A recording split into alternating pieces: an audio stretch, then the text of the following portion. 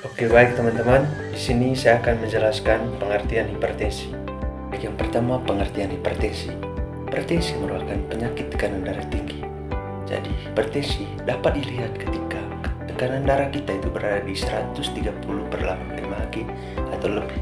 Jadi, kondisi ini dapat mengakibatkan berbagai komplikasi kesehatan yang membahayakan nyawa sekaligus meningkatkan risiko terjadinya penyakit seperti jantung, stroke, bahkan kematian. Selanjutnya, faktor risiko hipertensi. Beberapa faktor yang dapat meningkatkan risiko tekanan hipertensi yaitu yang pertama, usia. Risiko hipertensi meningkat seiring bertambahnya usia. Dan yang kedua, genetika. Jadi, riwayat keluarga dengan hipertensi dapat meningkatkan risiko Anda terkena hipertensi.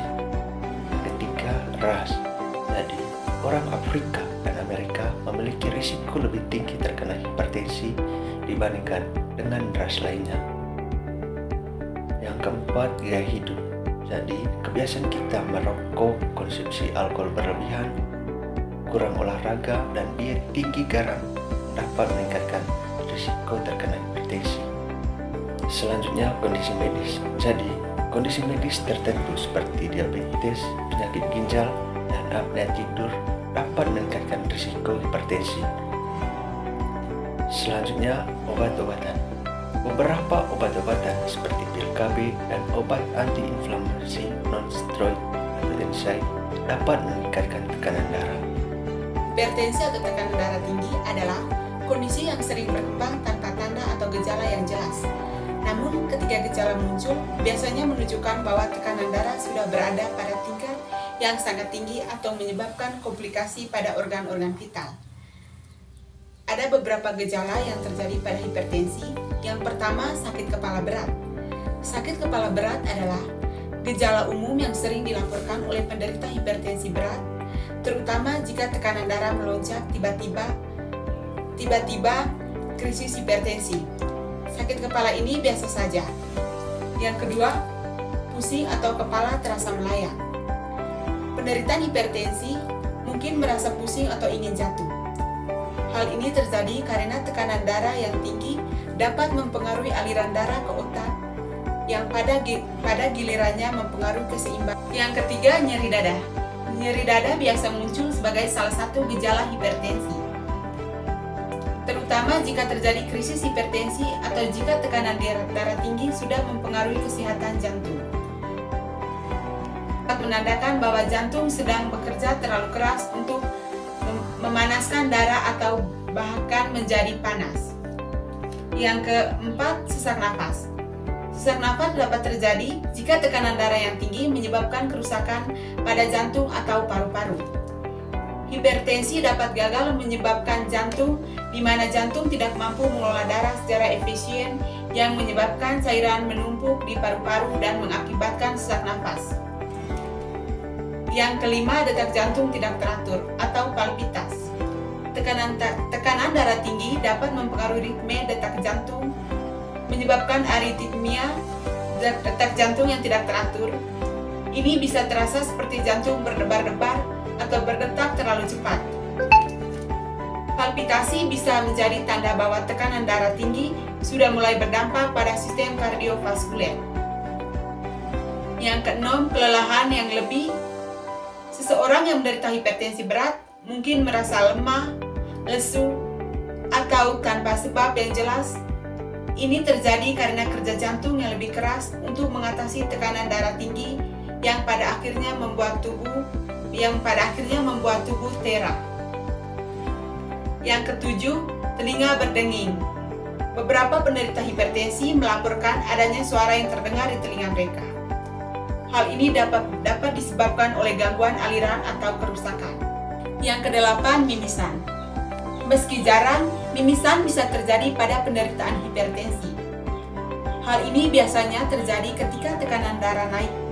Ketika tekanan darah naik sangat tinggi dan menyebabkan pembuluh darah kecil di hidung pecah. Meski tidak selalu terjadi, mimisan berulang bisa menjadi tanda adanya tekanan darah tinggi yang tidak terkon. Yang kesembilan, kesadaran perubahan atau kebingungan. Pada kasus yang sangat parah, Hipertensi dapat menyebabkan kerusakan pada otak dan menimbulkan gejala seperti kebingungan, disorientasi, hingga kejang. Ini dapat terjadi dalam situasi darurat medis. Yang ke-10, hematuria atau darah dalam urin. Tekanan darah tinggi yang dapat menyebabkan kerusakan pada ginjal yang pada pasangannya dapat menyebabkan darah dalam urin. Ini adalah gejala serius yang dapat menunjukkan keru. Yang ke-11, pembekakan pada kaki dan pergelangan kaki atau edema. Hipertensi yang tidak terkontrol dapat menyebabkan terbebaninya cairan dalam tubuh, terutama di area kaki, pergelangan kaki atau tangan.